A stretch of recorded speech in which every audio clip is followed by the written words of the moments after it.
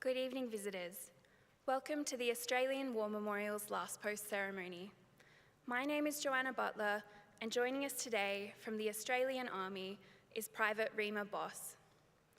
This evening, we are honoured to acknowledge Mr. Murray Bruce, Vice President, Science, Engineering and Technology, Leidos Australia, Mr. Steve Patrick, Chair of Bravery Trust, and the accompanying delegation. We also warmly welcome Air Commodore Mark Lax, retired, representing the Air Force Association. We welcome the veterans who have served, those that are still serving, and the families that love and support them. The live stream of this ceremony is made possible by the Returned and Services League of Australia and the RSL and Services Clubs Association. We warmly welcome members who are watching the broadcast of this ceremony across Australia. During this evening's ceremony, wreaths will be laid at the base of the Pool of Reflection by visitors to the memorial and students on behalf of Al Sarat College visiting from Epping, Victoria. If you are able, please stand and join in singing the National Anthem.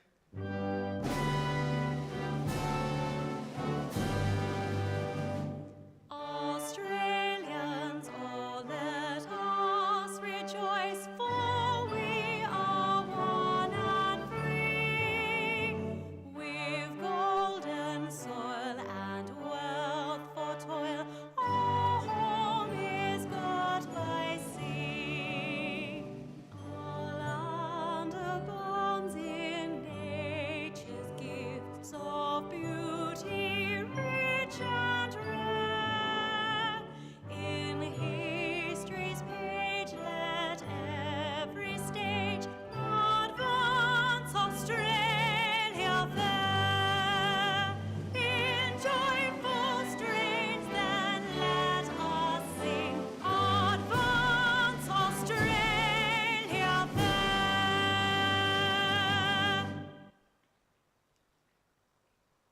Students, please be seated. The Australian War Memorial was the vision of Charles Bean, Australia's First World War official historian. Bean landed with the Australian troops on Gallipoli and stayed with them at the front through to the end of the war. The idea of this national memorial and museum came to him at Pozières, France, in the depths of the bloody fighting of 1916. Bean's idea was that this would be a place where family and friends could mourn loved ones buried in faraway places. It would also be a place that could help all Australians understand what these men and women had endured and what they had done for us. Bean's vision, to which we remain true, is best expressed as inscribed in the entrance to the memorial's galleries. Here is their spirit in the heart of the land they loved, and here we guard the record which they themselves made. Tonight we will read the story behind just one of those on the Roll of Honour, which lists the names of more than 103,000 men and women who have given their lives for us in war and on operations for more than a century. But first, we present a lament, Flowers of the Forest. Wreaths or floral tributes will now be laid at the base of the Pool of Reflection.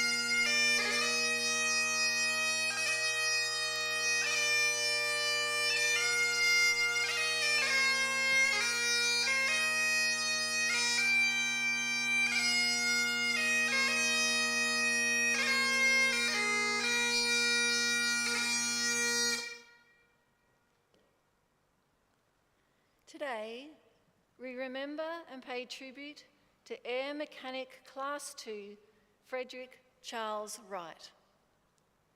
Frederick Wright was born in 1890 in the Victorian town of Ararat. Known as Fred, he was one of 8 children born to Postmaster Thomas Wright and his wife Clara. Fred attended Central College Geelong and later became a photographer, which led him to leave Australia to travel the world. And in 1913, he settled in New York, where he was employed as a business photographer.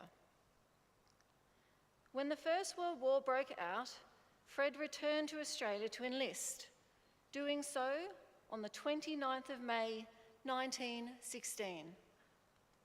When interviewed about his decision to enlist by the local newspaper, he said, "While at Winnipeg in Canada, I saw the Scotch regiment pass along the street. It was too much for me. The conviction came to me that I should be doing something too. The next day, I offered my services, but was turned down in consequence of a foot injury I received at the Rocky Mountains. It is now practically all right again, and I'm anxious to do aviation service for the Empire." Fred Wright was assigned to No. 1 Squadron, Australian Flying Corps, with the rank of Air Mechanic, becoming one of many photographers in the squadron responsible for taking and developing images from aerial reconnaissance missions. He embarked for overseas service on the 25th of July, 1916.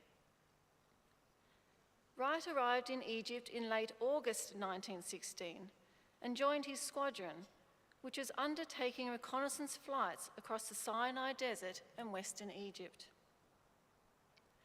By the end of 1916, No. 1 Squadron was also undertaking ground attacks and liaison missions and fighting off attacks from their German adversaries. In May 1917, Wright became ill and was sent to Cairo for treatment. He remained until mid-June, when he rejoined No. 1 Squadron at its aerodrome near Deir Balah. He shared his tent with fellow air mechanic Oswald Coulson and used half of the tent as a darkroom to develop photographs. On the 29th of August, 1917, Coulson left the tent he shared with Wright to have breakfast. When he returned, he saw a bulge at the bottom of the screen that separated the darkroom from the sleeping quarters. Blood was pooling underneath, so he went to inspect, thinking that Wright had fallen and hit his head. Coulson and another man carried Wright to his bed and called for the medical orderly, but Frederick Wright was already dead. The medical orderly examined Wright's body and found a bullet wound on the right side of his skull, but could not see any blackening or scorching of the site. He ruled that Wright's death was caused by a bullet, and that his death must have been instantaneous.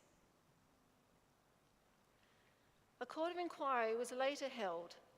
An inspection of the tent and the darkroom revealed that 3 rounds had been fired from inside the tent, 2 from the sleeping quarters and 1 from the darkroom. The revolver that had been used was issued in August 1916 and was reported lost in May 1917, months before Wright's death. Wright's commanding officer noted, "I have examined the private correspondence found in Wright's belongings and can find nothing therein which would indicate any reason for taking his own life. He was usually of a cheerful disposition, though he has not been as bright since his return from hospital." The Court of Inquiry determined that there was insufficient evidence to determine if Wright's injuries were self-inflicted. His death was ruled accidental.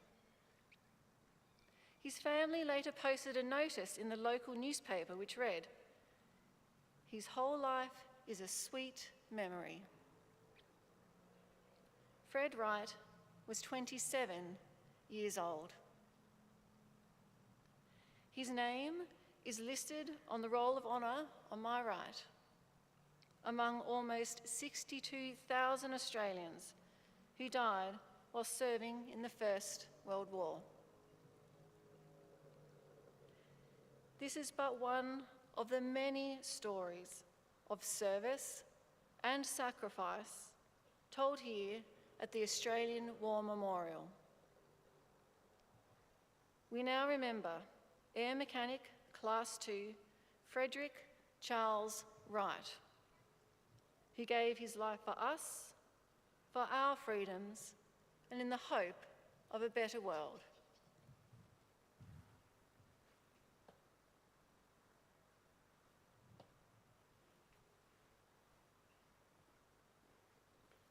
Please stand for the reading of the ode and the sounding of the last post.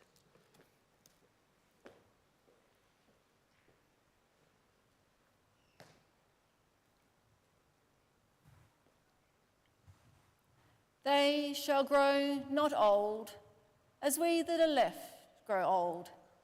Age shall not weary them, nor the years condemn. At the going down of the sun and in the morning, we will remember them.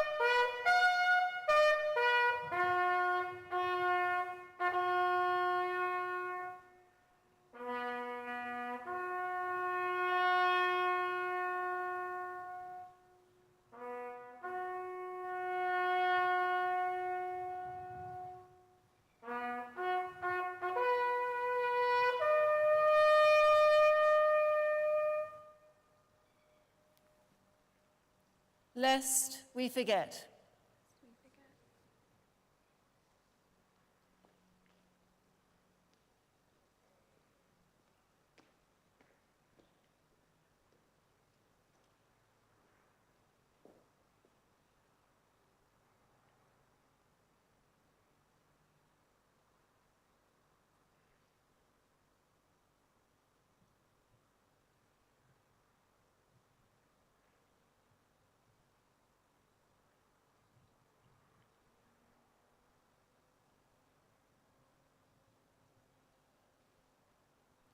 We leave you this evening with the words of the memorial's founder, Charles Bean. Many a man lying out there at Pozières or in the low scrub at Gallipoli, with his poor, tired senses barely working through the fever of his brain, has thought in his last moments, well, it's over. But in Australia, they will be proud of this. Ladies and gentlemen, girls and boys, that concludes the last post ceremony. On behalf of the director, staff, and volunteers, thank you for visiting the Australian War Memorial today and for your continued support during the memorial's development project. We wish you all a very pleasant evening.